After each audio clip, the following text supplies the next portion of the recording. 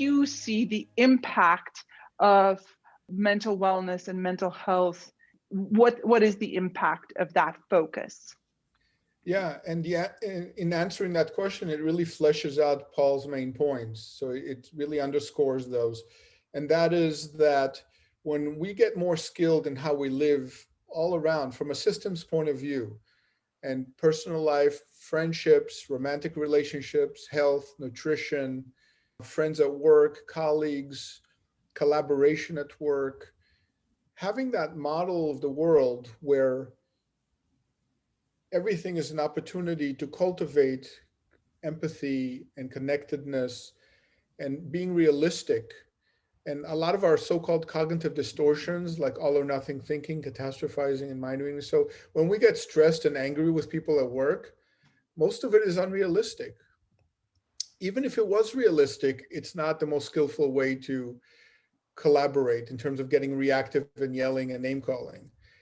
But the beauty of it is that once you realize that most of it, the underlying story that we tell ourselves is not even realistic, we're making stuff up.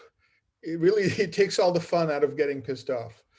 And so once people come to realize that, and that's a piece of it, fear is also a big theme that I want to underscore.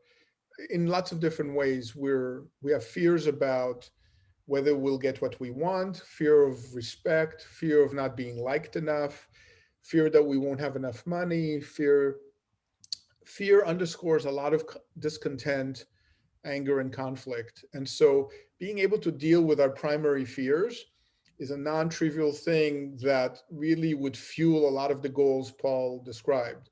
To have just kind of a broad wellness in life and to look at the fundamentals of life. In other words, to do well at work, but getting the promotion and getting well paid has to take a back burner to the more global picture of living well, skillfully. And the irony, of course, is once you do that, all the money comes along for the ride and the status and the positions and all the rest. The key is not to sit there and be desperate for it, because that's when it starts eluding you. There's a wonderful parable of a young cat chasing its tail. And, they do, it's kind of a blur, the cat's chasing its tail. And the senior cat is looking at him and says, "What are you doing?"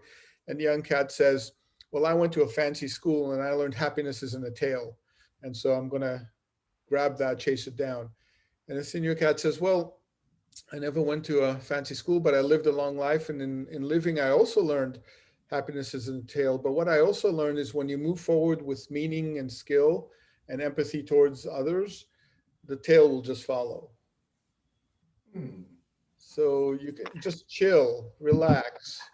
We don't have to be so desperate to chase it all down, the money and the status and it just follows.